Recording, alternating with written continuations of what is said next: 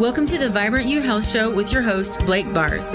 At Nature's Pantry, our mission is to lead you to vibrant health through the best nutrition, supplementation, service, expertise, and healthy choices. In this show, we aren't interested in fads or quick fixes. Rather, we want to get into the holistic fundamentals of health. We want to answer questions like, what are the underlying causes to health issues, and what solutions can help lead us to vibrant health? You can watch every episode and listen to the podcast by visiting our website at naturespantry.life.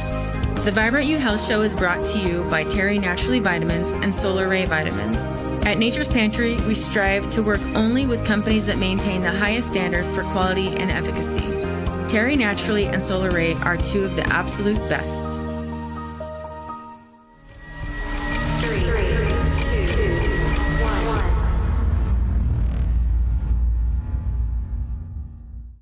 All right. Welcome, everyone, to episode 43 of the Vibrant You Health Show. I am humbled and honored to have my special guest today, Dr. Neil Nedley. Thank you so much for joining me today. Thank you. Great to be with you. So, Dr. Neil Nedley, you are the founder and medical director of Nedley Depression and Anxiety Recovery Programs. You're an award-winning practicing physician who also serves as president of Weimar University, which is a higher education college, and that houses the New Start program. You have presented and published numerous scientific studies in the medical and scientific literature, and you're well known as an author, public speaker, and teacher throughout the world. And so today I particularly want to dive into the anxiety and depression and some of the causes and some of the ways that you've had success with your programs in helping people recover from those illnesses. So could you tell me a little bit of how you got into holistic health and healing and what drew you to focus into mental health? Well, great questions. I started out early on in life recognizing there was something about what people put into their bodies and did with their bodies that was related to their health. And that's when my own father changed his lifestyle in his 40s. I was 13 at the time, and he was overweight and had a lot of health problems. And he changed his diet significantly, got on an exercise program, and I saw a new dad emerge, not only physically, but also emotionally and mentally as well. So that stuck in the back of my mind. And I don't think I probably would have become a physician without that. But at that time, I realized, a lot of people are neglecting what they put into their body or thinking it's not important. This is very important. And so when I went through my undergraduate training, it was in biochemistry, particularly had an interest in food biochemistry, and then also medical school. And so with that focus, I began to realize it was even more important than I thought it was. When I was a teenager and my interest was being piqued. Very cool. So now you've started these, and how long has this been going? Your depression and anxiety recovery programs. When did you start this at Weimar? So we actually started it in Oklahoma. So our residential program started at the Lifestyle Center of America in Oklahoma in 2002. So we've been doing it for 21 years, and it moved to Weimar in 2012. So about 10 years after starting it, and we've been doing it at Weimar ever since, although we have run some programs in Oklahoma and Georgia as well since then. Okay. And you've seen people recover from the depths of depression and anxiety? On a routine basis, yes. Oh, really? We have the most severe cases come to us from all over the world, actually. And it's amazing how quickly the brain can recover. Our brains are amazing because they have the power of neuroplasticity. That means the ability for the brain to change. And the great news is you are not stuck with the brain you have now or even the brain that you were born with. That brain can change in very dramatic and very positive ways with sometimes some very simple measures. And so within 10 to 17 days, we've got a 99% response rate for depression and anxiety, and those people go home far different than when they came. Well, that's really encouraging to hear. Do you have a specific example that sticks out in your mind right now for someone who's recovered? Oh, well, there's so many. Every program, it's pretty amazing. Maybe perhaps one of the most dramatic is an individual who tried very seriously to end her life 5 different times. And, the fourth time was a gun to her head where the trigger jammed, and the fifth time was taking one of those big opioid patches, which is normally pretty successful. Scores of individuals are dying from opioid overdose, and then waking up 3 days later in a hotel. She'd been to psych ward. She'd been to, on all sorts of medicines, ADHD medicines, anxiety medicines, antidepressants, benzos, and unfortunately on other addictions as well, that were recreational addictions. And when she came to us, she thought that, nothing would work because nothing had worked for her. But her mother heard about some of our other patients who had come, and so she was hoping. And now Christy is medication free. She is also depression free, anxiety free, and she runs our community health program. She used to be an ICU nurse, and she actually still is a nurse, but she says, I actually saved more lives in mental health than I did as an ICU nurse. Because of all the averted suicides and the lives that are put back together again with her help with our community outpatient program. Wow, that's incredible. So I wanted you to talk a little, maybe just briefly, on the definition of depression and anxiety. And I was just going to share an image here. Can you see that okay? Yes. The quality isn't great, but I watched you talk about the definition of depression, or sorry, this is the wrong image. Oh, we could do with this one. That's definitely the wrong image. Oh, there we go. Yeah. That's the anxiety. That's depression. Yeah. Yes, this is the one I was wanting to share. Could you talk a little bit about the definition? Yeah, absolutely. So we use the same definition that the Psychiatric Bible does, which is the DSM-5 criteria, just so we can all, as professionals, be talking about the same thing. But you have to have 5 of these 9 symptoms. Deep sadness or emptiness is one of them. And of course, for many people, they just don't have the joy of life anymore. Apathy is also a big one. This is where they wake up in the morning and they're not interested in the day. They get up out of a sense of duty and responsibility, but not because they're excited or interested in the day. Agitation, more irritable than they used to be. Sleep disturbances are common, either insomnia, wanting to sleep all the time, or even more common, able to go to sleep, but then waking up too early and can't get back to sleep.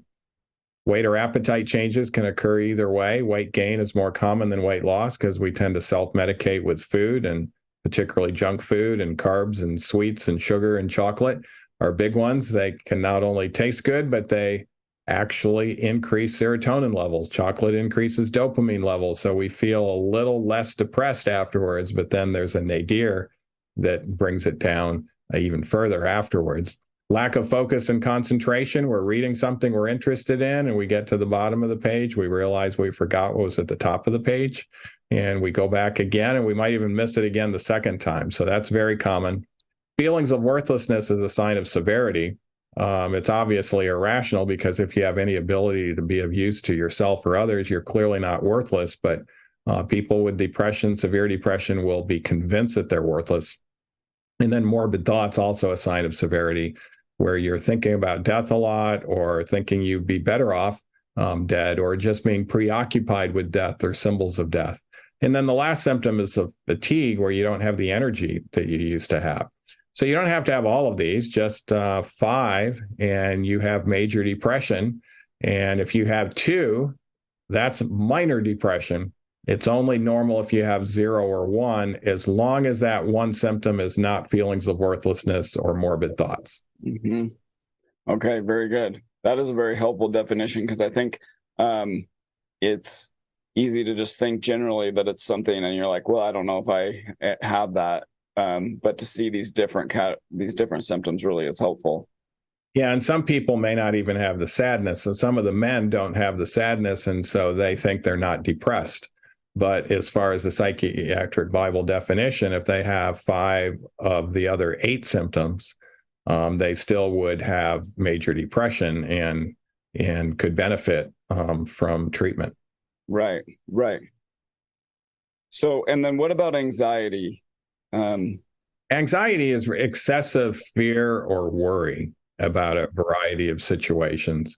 And it normally comes with a number of other symptoms, feelings of uneasiness or being on edge, inability to stay calm.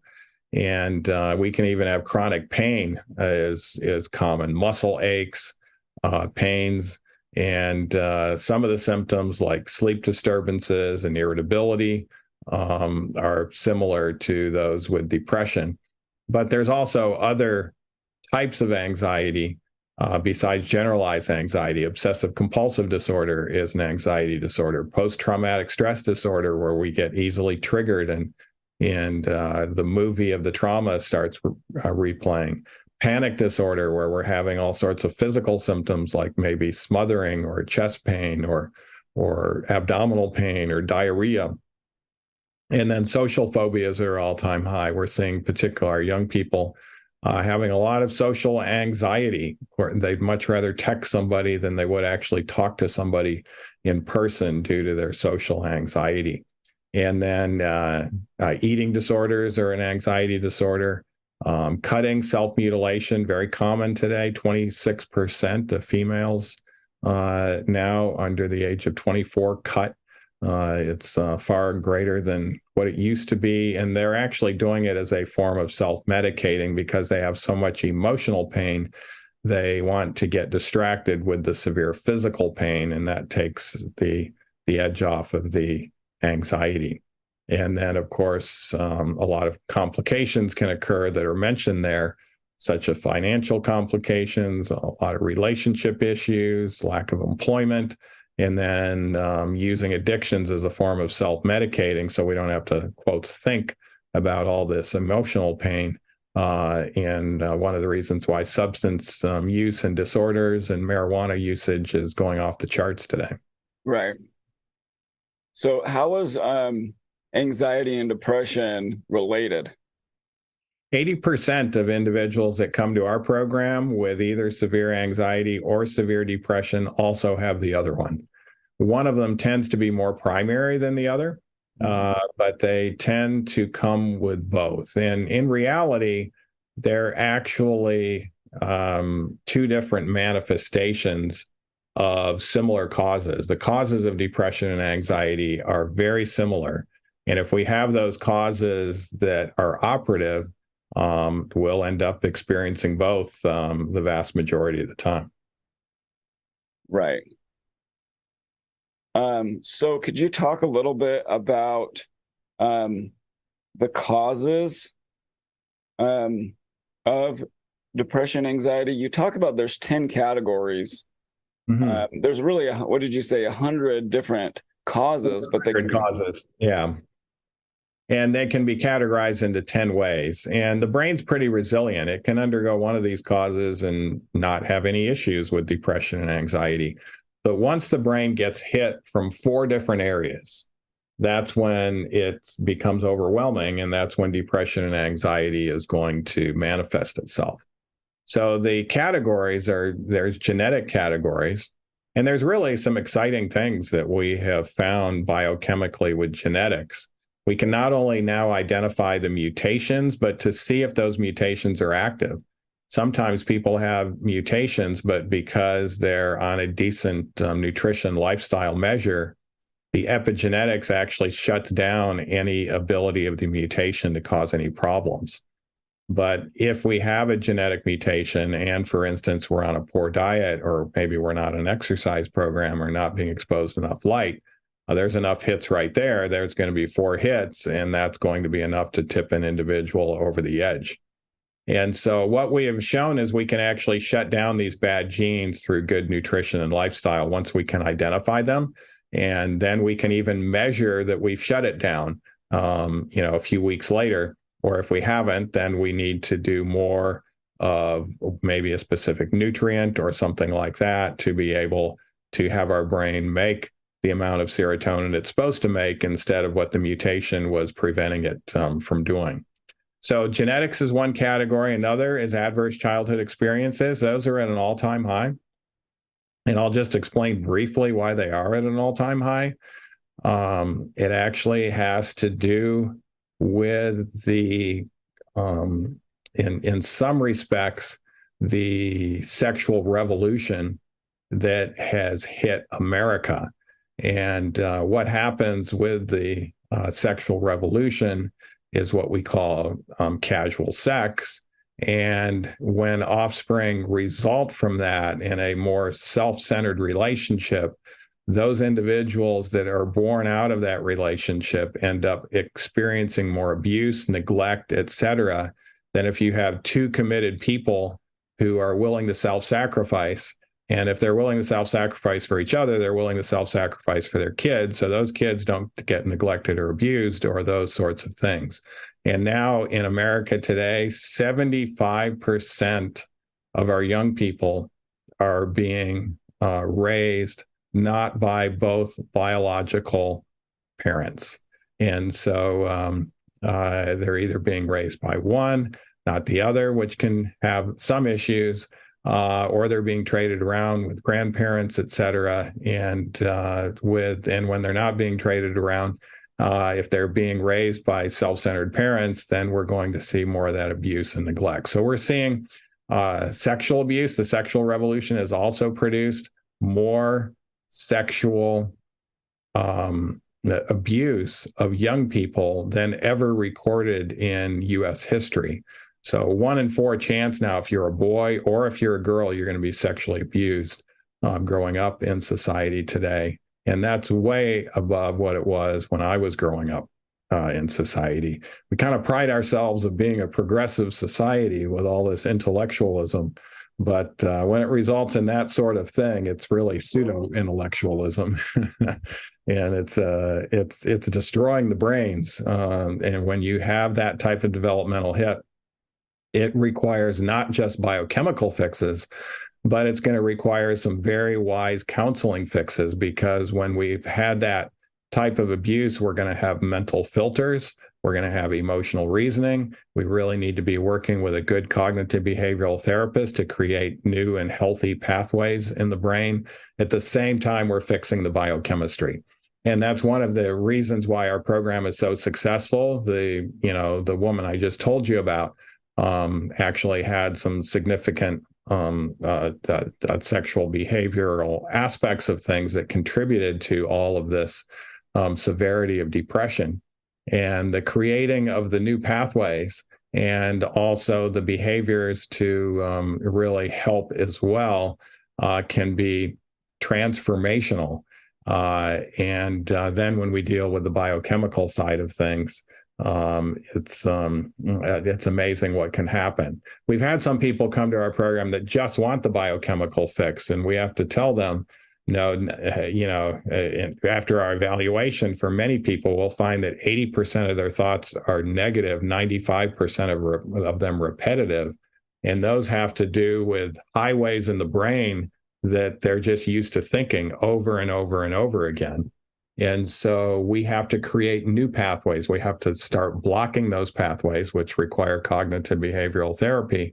And then we have to reframe things to be more accurate and more helpful ways of thinking. And when we do that with the biochemical fix, that's when neuroplasticity takes off.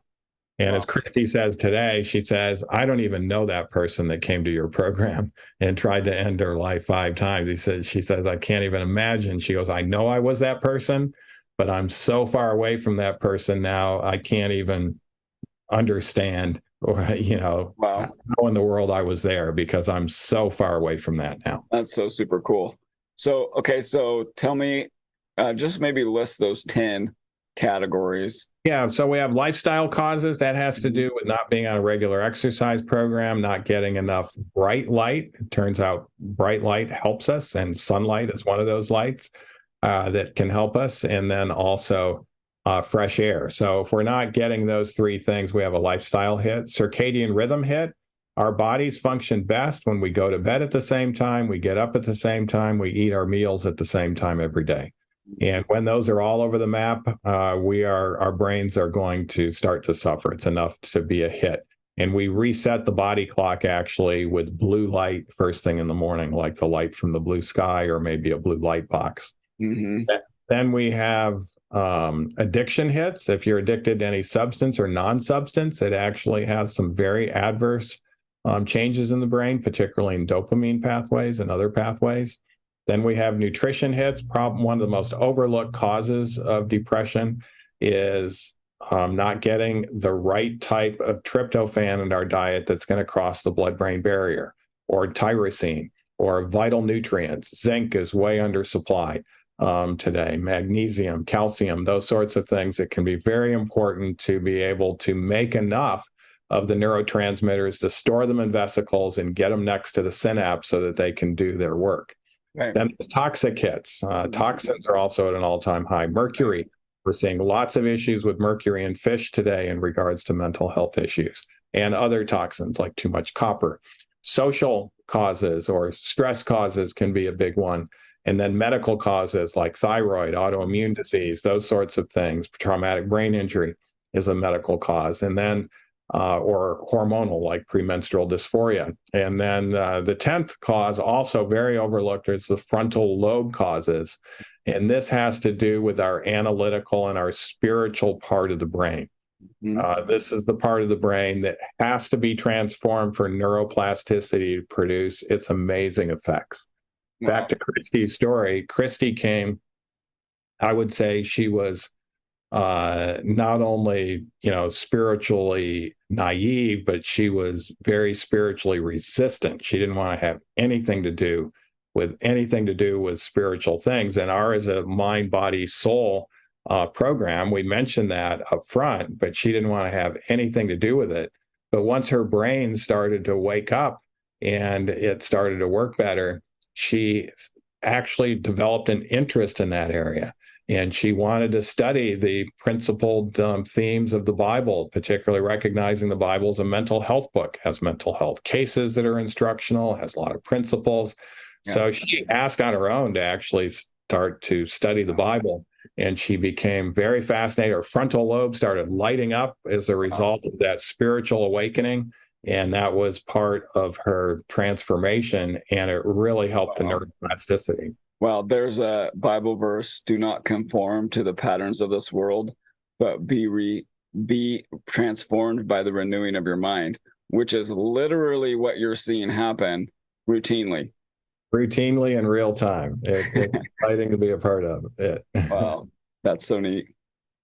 Okay, so, and you said those are those 10 categories. Like you said, there's 100 causes roughly, or maybe it's not roughly, but you can break them into, what's that? It's over 100 causes. Yeah. You can break them into 10 categories. And if people can handle a lot of those things, but if you get 4 of those 10, a lot of times that'll tip you over the edge. Exactly. Yeah. 4 or more. And so, which in our world today, it's not hard. It's become common. Yeah. And addictions, it used to be, when I was growing up, it was a minority of society that had addictions, and not now. It's the majority of society. I mean, 80% of individuals have a technology addiction, and that technology addiction produces some significant adverse brain changes. Right. And of course, there's all sorts of other addictions out there that are far higher today than what it used to be a generation or two ago.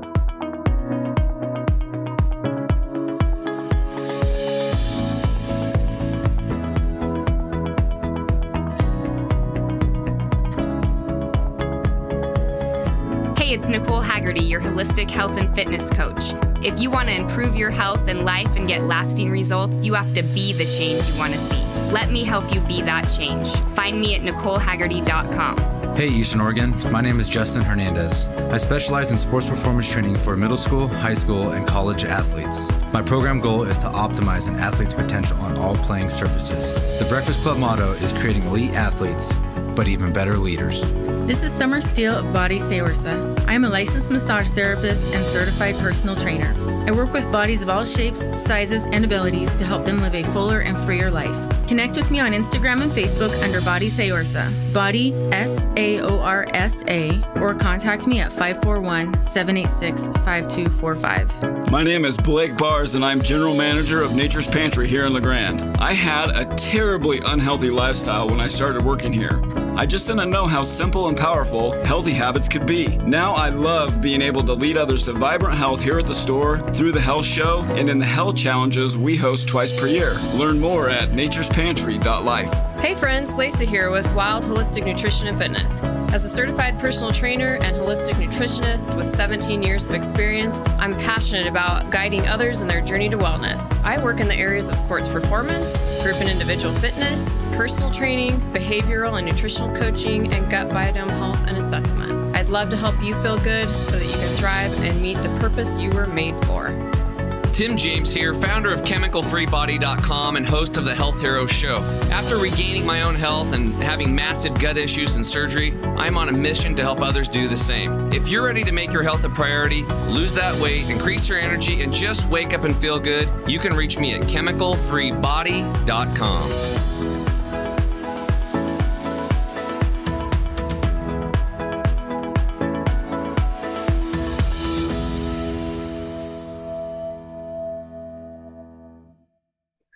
Can you talk a little bit about what a day at Weimar looks like in the depression and anxiety protocol?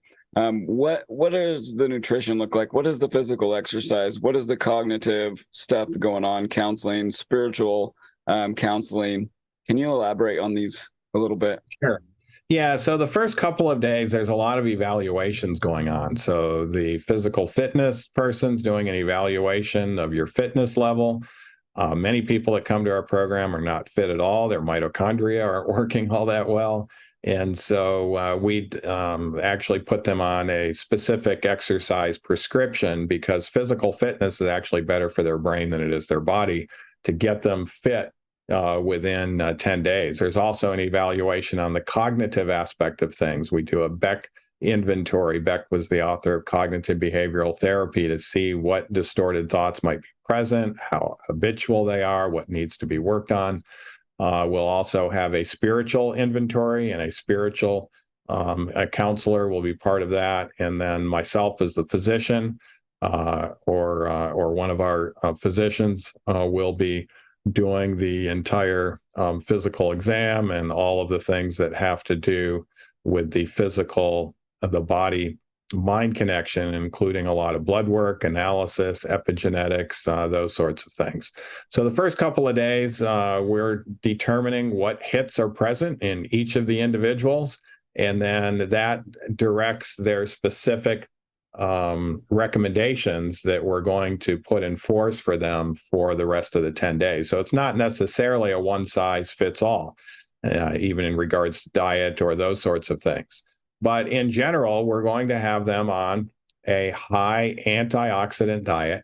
Antioxidants have been shown to be very healthy for the brain and can really help get rid of depression and anxiety.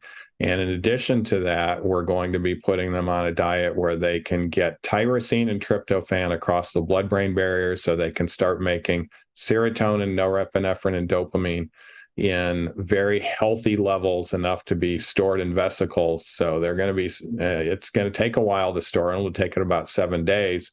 But after the 7-day point, we're going to start seeing some major differences in regards to the brain functioning better and also being far happier.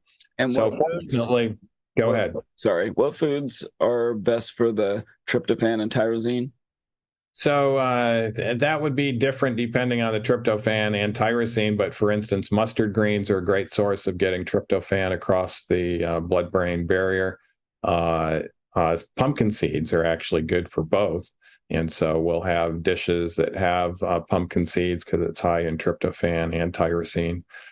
Even tofu is a great source of getting tryptophan across the blood-brain barrier. And the greens, watermelon actually is a good source for getting tyrosine into the brain. Once you're caffeine-free, watermelon will be a stimulant because of the norepinephrine that's going to produce without the presence of caffeine there. And of course, with anxiety, we're taking them off caffeine. So caffeine and anxiety don't go well together. Even a little. What about even a little bit? We don't even do a little bit. You think a little bit affects it? Yeah, a little bit will affect it if you're prone to anxiety. Now, a little bit doesn't seem to have the effect on depression. And so if it's purely depression without anxiety, it may not be that important. Although a lot will. I mean, heavy doses of caffeine are going to adversely affect depression as well. Yeah. So, sorry, I interrupted. Yeah, no, that's all right. Tell me about the day in the life. Yeah. And so the first thing we have them do is be exposed to that blue light to reset their circadian rhythm. About 90% of people that come to our program have sleep issues. And one of the most common is I can't sleep, or I'm not sleeping well. It's less than 4 hours and all the issues with that. And so what will get them sleeping like a baby is that blue light exposure for 30 minutes upon awakening. And wake time here is at 5:30 in the morning. So they get that light from 5:30 to 6. And we actually have it as a wearable so they can still do things around their room while they're getting that light. And then 6 a.m. is exercise time. There's advantages of exercising to a good fitness level pre-breakfast. And that's done, when the body is in a ketotic state, which is healthy. That's when fat is burning. And so exercise time is normally between 6 and 7. And then breakfast is at 7. And then at 8 o'clock, we will have 8 a.m., we'll have the first presentation, which is kind of a body, mind, spirit presentation to really activate all three of those aspects of our life. And then from 9 until 1, lunch is normally at 1, but from 9 until 1, there'll be all the individual sessions. There may be some counseling sessions from either 1 or 2 different counselors. There may be physician visits. There may be visits with the physical fitness person. There may be massage going on. There may be hydrotherapy going on. Hydrotherapy is one of the techniques that can really help the brain circulation. And so there's a lot of different individual appointments going on. There's normally a lecture as well, one other lecture before noon, and then a group session that's kind of a health coaching session to implement what you've just heard in the lecture and how you're going to implement that at home, because we want you to not only get better in 10 days, but to be even that much better in 20 weeks. So we talk about all of these things and how we're going to incorporate it at home. Afternoon between 1 and 6 is also individualized sessions.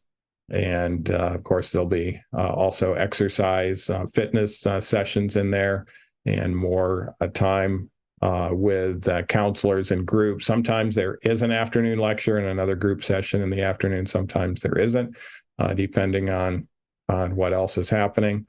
And then 6 o'clock is normally the evening meal. And then 7 o'clock is another mind, body, spirit presentation. And then things are over with by 8.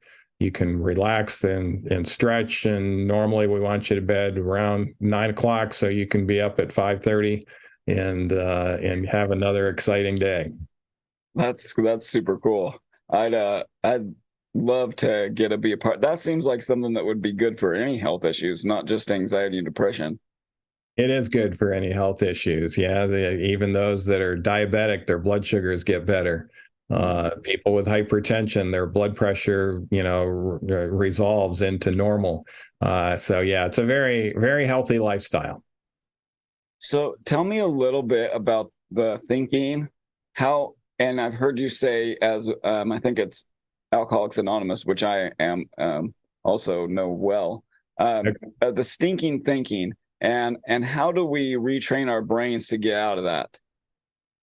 So yeah, stinking thinking. This is what happens the first year after you get over an addiction. The 12-step program will teach you your first year of sobriety is going to be the worst year of your life.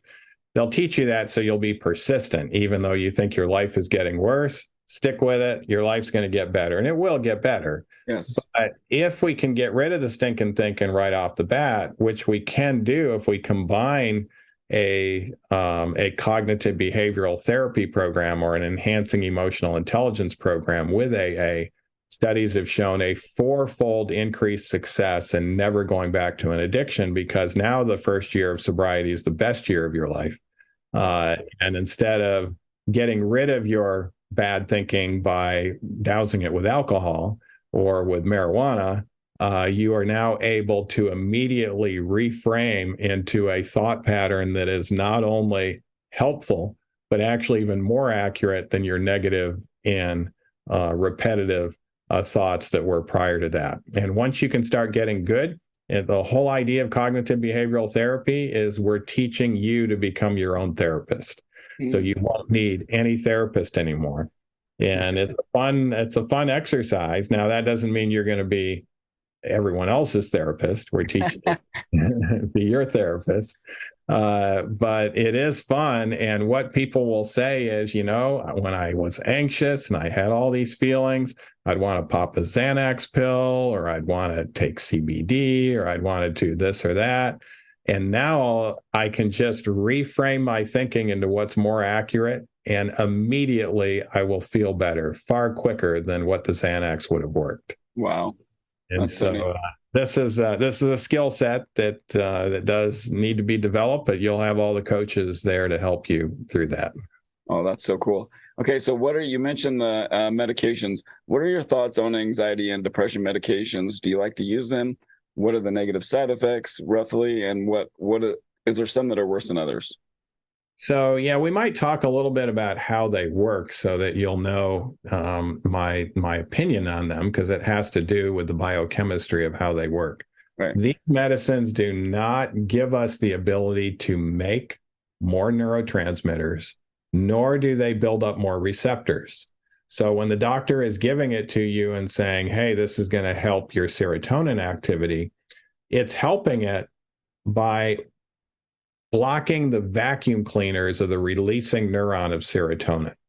So if you got a shortage of serotonin, for instance, and the serotonin is not vacuumed back up into the neuron right away, it stays in the synapse, and that's how the serotonin activity can go up.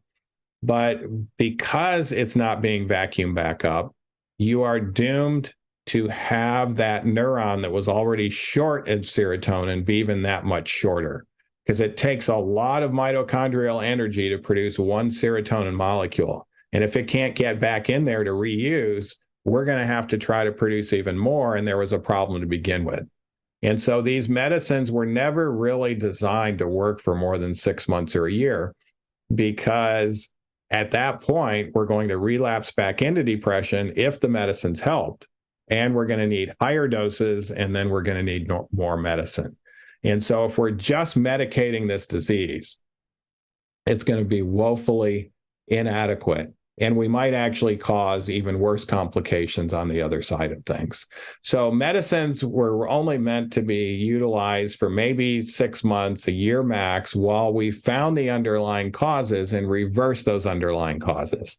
And that will be far more effective than taking medicine. So do I use medicine? Yes, in certain cases.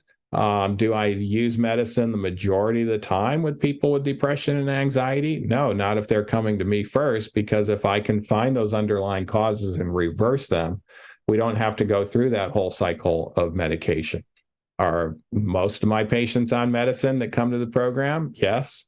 And so we'll work with them on the medicine. We don't take them off of it right away. We're actually trying to find why they needed that medicine to begin with and fix those underlying defects. And then they'll be able to easily withdraw from the medicine, like Christy did, who thought that she would always be dependent on Adderall and clonazepam for her anxiety. And also she was taking Cymbalta and those types of potent antidepressant medicines. And when she tried to get off it, things would get even worse. But once we found the fix, she was able to easily get off all of those and has never needed any of them since, and won't, as long as she continues on the pathway of nutrition and exercise and the CBT aspects that have made her better. CBT? CBT, cognitive behavioral therapy. Okay. Yes. And that's where we're correcting those thoughts. And now she's able to do that in real time. Very cool. So I saw you on a program on 3ABN. It was a while back. I was watching it this morning, and you had a few really powerful testimonies on the show. And I loved a quote that you said. One of your favorite quotes was, "Natural means use in accordance with God's will to bring about supernatural results." Could you elaborate on that just a little bit for us? Nature has so many healing agents. And if we utilize nature's healing agents in the right way, they can be far more powerful than, what we would call the pharmaceutical, foreign chemical types of approaches. And, we used to call nature-based therapies as maybe alternative medicine because it didn't seem to be, the science didn't seem to be there. Now there's actually better science demonstrating nature-based interventions of improving depression and anxiety than there is for the traditional means of pharmaceuticals and traditional psychotherapies, which have not really been better than taking a placebo pill. Yes, I firmly believe natural means used in accordance with God's will bring about supernatural results. And we treat, unfortunately, in our society today, we treat depression and anxiety as this lifelong illness where they're going to have to be seeing doctors for the rest of their life and making these adjustments. And these medicines don't actually improve their function. They might improve their mood. They might make them feel better. They're not improving function. But if we use nature-based interventions, we're not only going to see better results, but we're going to see far improved functional results and neuroplasticity, where the brain is able to really have, be transformed, is going to be the norm instead of, something that we think is never achievable. Wow, that's really cool. You talked about how we have this tendency in our modern world to separate the body and the mind, and there's a doctor for the body and a doctor for the mind, and they're two separate things. Could you elaborate on that? Yes. So, we still kind of have that today. Often we'll see, psychiatrists, they're the doctor for the mind, but if anything in the body is going on, they have to refer it out to somebody else. And then there are doctors for the body that as soon as the mind's involved, you've got to go somewhere else. But we would do far better if we treated these together. Yeah. And fortunately, some places like Duke and other places are actually starting residencies that are called, internal medicine psychiatry residencies, where we're putting the whole body and mind together for a purpose of producing better results in both. Yeah, that's great. That's awesome that we're headed in that direction. And I also think that our modern material worldview has also caused us to separate the body from the soul as well. But the spiritual aspect of recovery is very important. There was a quote, a Bible verse quoted in one of your shows, and it was 1 Peter 5:6-7, and said, "Humble yourselves, therefore, under God's mighty hand, that he may lift you up in due time. Cast all your anxiety on him because he cares for you." Does humility before God and others play a role in recovery? And why do you think it is that learning to know a God who loves you and cares about you is important to recovery? Those are great questions. And humility is very important. In fact, the opposite of humility is arrogance and pride. And there's a great book written by one of our cognitive behavioral therapists called What Your Counselor Never Told You. The subtitle of it is The 7 Sins That Lead to Mental Illness. And the first sin that leads to mental illness is a sin of pride and arrogance. When we have pride and arrogance, we are going to get into wounded pride. We are going to, go from feelings of superiority to feelings of worthlessness. Actually, feelings of worthlessness always start out first with an arrogant sense of self that's wounded. And so staying humble is actually one of the best things we can do for our brain. And one of the ways of staying humble is to recognize the awesomeness of God and his love for us. And, God, it's not just what he does. The Bible says God is love. That is part of his character. And he is also truth. And he tells us to preach the truth in love. And essentially, when we boil it down, that's what we're doing in our programs. We're revealing a lot of truths to people in regards to their brain, how their brain works, the biochemical aspect of things, and recognizing that we're fearfully and wonderfully made. I continue to get amazed by the human brain and its capabilities. 2.5 pounds, 100 billion neurons, 100 trillion synapses, gazillions of mitochondria that are there. It's a very complex structure, and it's capable of so many wonderful things. And we kind of sell it short, but it's definitely the most complex aspect of creation, or what should I say? That mankind has never come up with anything, even the space shuttle, that is near the complexity of a human brain. And the amazing thing about it is it has the ability to change itself given the right conditions. No Boeing 747 can do that. No space shuttle can do that. Requires thousands of people to try to put it together and to try to keep it going and to try to fix it and all this. But our brain has capabilities to heal itself given the right conditions. And, to me, that's it's very humbling and also makes us realize what a loving and awesome God we have. And he didn't just create us with these brains. He's trying to actually help us. Some of the problems that come, people think, well, I'm being punished by God. No, God is not punishing you. He's using the storms in our life to help us get ourselves back on track. It's just kind of a warning. Get yourself back on track. That's what he did with Jonah. Jonah was suicidal, and he had to spend 3 days in a psychiatric institution in the belly of a fish before he could think more rationally. Yeah. And then he realized God did love him. First he was upset that his life wasn't ended, but then after that he was very grateful and thought, in the midst of this storm, I thought God was punishing me, but he actually loves me. And he also loved the people of Nineveh, and that's why he wanted Jonah to go preach to them so that they would have a chance to turn themselves around as well. Yeah. And when we understand the context of all that, it certainly does help us in our healing. Yeah, that's beautiful. One of the gentlemen on your show said that God loves me so much that he allows me to experience the consequences of my own actions.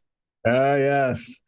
Yeah, I remember that. That was Frank Cohen. Yeah, he was Frank Cohen said that. And it's exactly right. It's exactly right. He understands God's love to say that. That's cool. So I know you got to go. So people can do the residential treatment program, and they could also look into some of your materials online. You have some programs and some books people can buy on your website, correct? Yes. Yeah. So Nedley Health, you could look at the online programs. We have online Optimize Your Brain programs for enhancing emotional intelligence and IQ, and then depression and anxiety recovery programs. Plus community ones. If you can find a community program in your area, it's very inexpensive. We have trained health coaches and facilitators. It's a mental health education program, which actually trumps traditional care. You can use both. You can do traditional care plus the community health education program. But those are always fun, and I know would be very enjoyable. Or if you want the whole therapeutic side of things, where we do the whole, a super analysis, biochemical, cognitive, all of that would be our residential treatment program. Okay, very cool. Yes, and so I will link the website, your website. It's drnedley.com.